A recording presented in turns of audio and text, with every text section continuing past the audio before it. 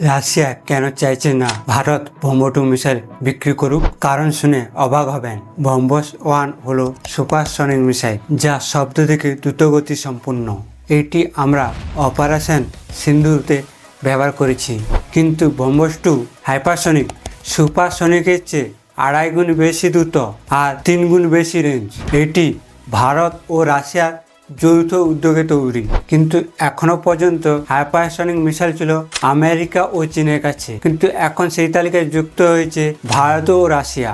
Russia চায় বাজারে তাদের একাধিপত্য বজায় থাকুক আর জিওপলিটিক সুবিধা থাকুক, তাই তারা ব্রহ্মস-2 মিসাইল রপ্তানি করতে দিচ্ছে না।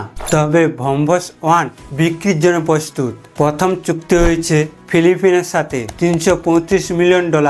এছাড়া Indonesia, Vietnam, Malaysia, UN, Chile ও দক্ষিণ আফ্রিকার সাথে কথাবার্তা চলছে।